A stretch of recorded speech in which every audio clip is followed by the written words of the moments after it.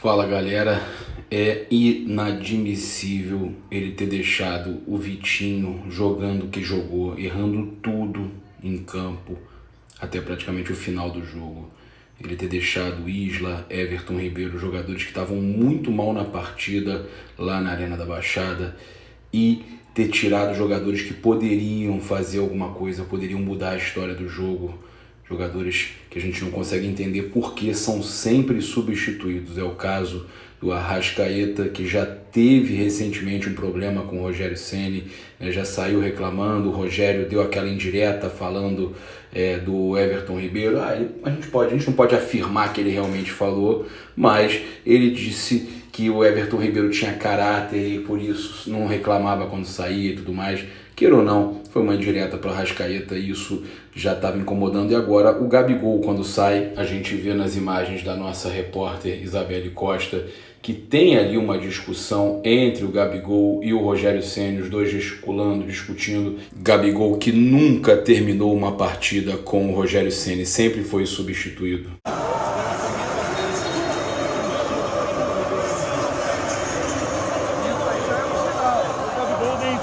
Aliás, nem deveria ser ficado naquela vez. Fala, meu amigo Gabriel, paparazzo rubro-negro. Meu irmão, tô irado com o que aconteceu. Tô irado até agora, não aceito. Já venho falando há algum tempo que é fora Rogério Ceni, não tem jeito, tá? Aí vão vir falar, não, mas por que o Domi? Não, o Domi também não tinha nem que ter vindo, tá? Não tinha nem que ter vindo. Era fora Domi, fora Ceni. Um começou a acabar com o negócio, o outro está enterrando de vez qualquer chance de título brasileiro, porque assim é inadmissível. O Flamengo vindo de 2 jogos, um 3-0 em cima do Goiás e um 2-0 no Palmeiras. Esperávamos uma melhora, né? O time não foi tão intenso quanto foi contra o Palmeiras, porém as substituições pífias dele acabaram com qualquer chance de vitória do Flamengo.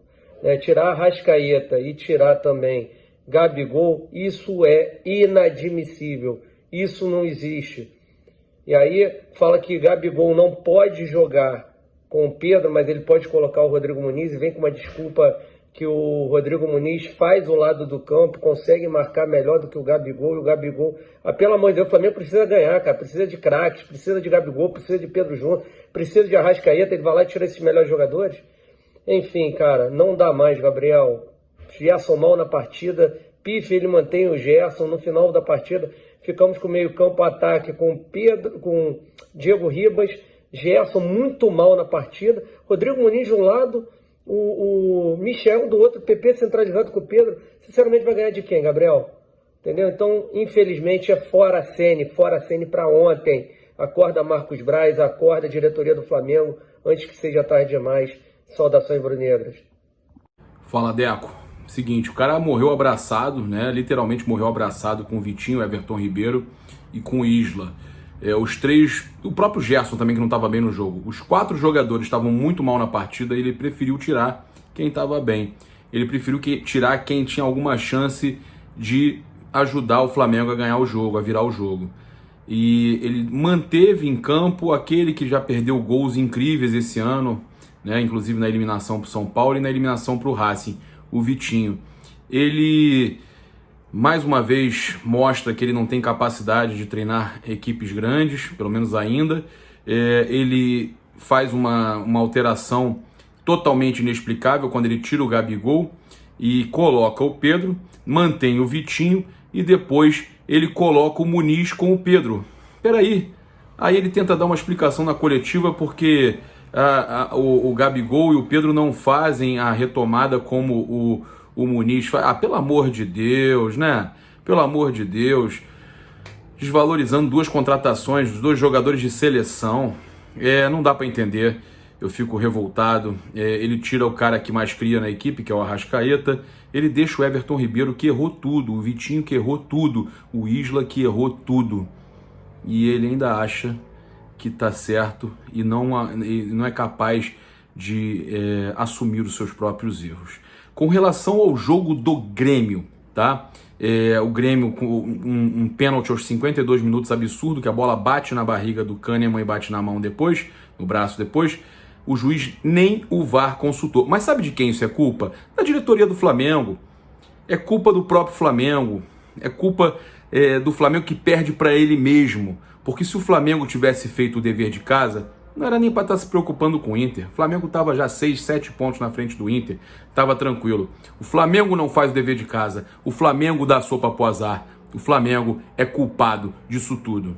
Agora, Rogério Ceni sai de campo, brigando com o Gabigol, imagem inclusive da Isabelle Costa, nossa repórter. Os dois discutindo.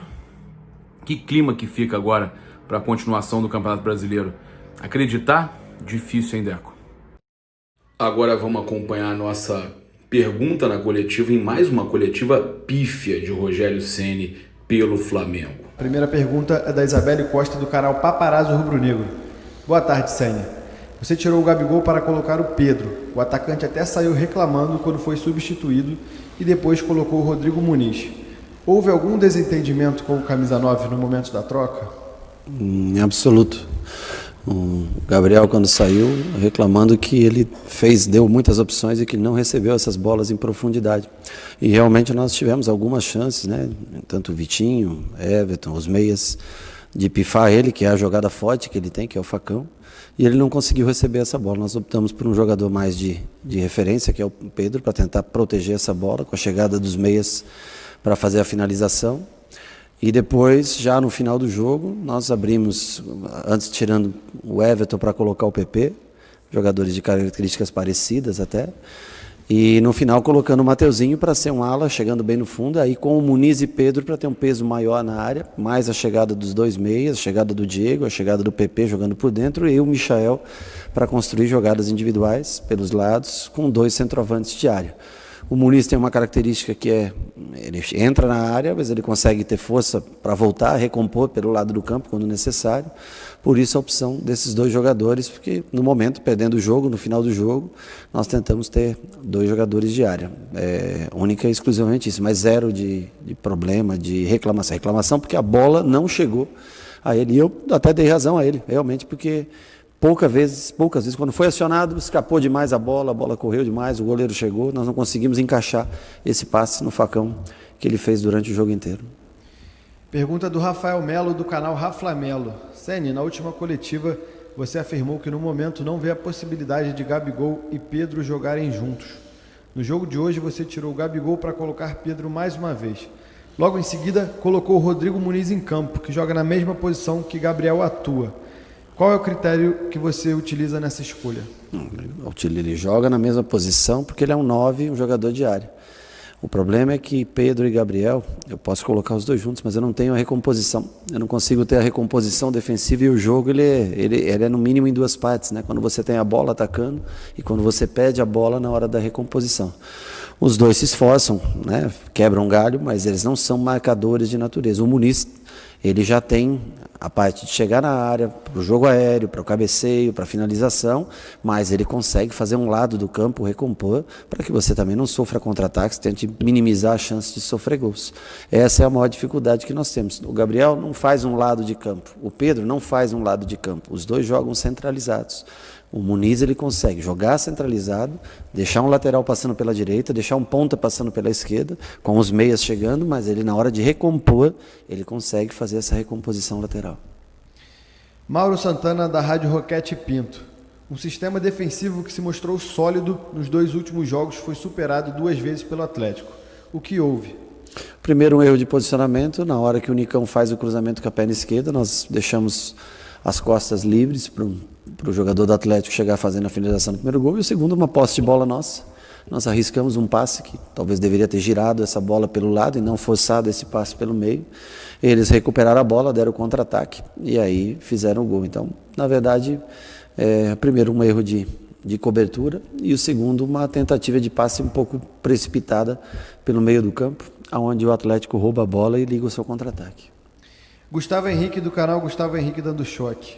Rogério, por que o Flamengo desperdiça a oportunidade de encostar na liderança sempre que tem a chance? porque ele tenta estar na liderança sempre que tem a chance, nem sempre consegue. Nós saímos para uma viagem, que já é o 8º dia que nós estamos fora, conseguimos vencer o Goiás, conseguimos vencer um jogo difícil contra o Palmeiras, hoje era mais uma partida difícil, né? Segunda, quinta, hoje domingo. Infelizmente nós não estaríamos na liderança, mas nós com uma vitória hoje, nós estaríamos bem colocados para a disputa futura. Agora nós continuamos 7 pontos atrás do Inter, nós temos esse jogo atrasado do meio de semana contra o Grêmio, vamos fazer uma análise melhor quando igualar todo mundo o número de jogos para ver qual é a distância real do Internacional, quais são as chances para as últimas, em jogando o jogo do Grêmio, as últimas 6 rodadas, ainda tem um confronto contra o Inter tem jogos difíceis, nós também temos jogos difíceis, confrontos diretos, eu acho que o campeonato ainda continua em aberto. Claro que uma vitória hoje daria uma possibilidade melhor de sonhar com o título, mas nós vamos trabalhar em busca de chegar no confronto contra o Inter, dependendo desse resultado para igualar o Internacional e na última rodada contra o São Paulo tentar buscar o título. Última pergunta da coletiva, Guilherme da Rádio Bangu. Ceni, por que na maioria dos jogos você tira Arrascaeta e Gabigol? O Arrascaeta no último jogo pediu para sair, fez sinal, um jogador que estava com a posterior já um pouco cansada. Que você não comenta durante o jogo, mas ele mesmo disse que ele ficou 2 dias sem treinar antes do último jogo, então ele vem com cansaço, é um jogador que vem jogando todos os jogos, né, 3 em 3 dias, e hoje ele saiu no minuto 80, né, atletas também cansam, e por isso, principalmente esses jogadores de frente que se movimentam muito, tem que marcar pressão, voltar, eles cansam. Por isso, nós temos meias, nós temos o Diego jogando, nós temos o Gerson, que é um jogador de meio campo, que pode ser um meia jogando, o PP, que sabe jogar nessa função, por ele ter já cansado um pouco, ele sai. Se ele não tivesse cansado, era óbvio que ele continuaria dentro do jogo. Fim da coletiva de imprensa do técnico Rogério Ceni. Agora eu deixo vocês comentarem aí. Dá pra entender? O cara tira a Arrascaeta, tira Gabigol, todos os jogos, tenta achar uma desculpa, diz que não teve confusão. Será que não teve confusão mesmo? O que vocês acharam? Comenta aí, eu vou gostar de estar lendo aí, porque nesse momento é só o que resta. É brincadeira. Valeu.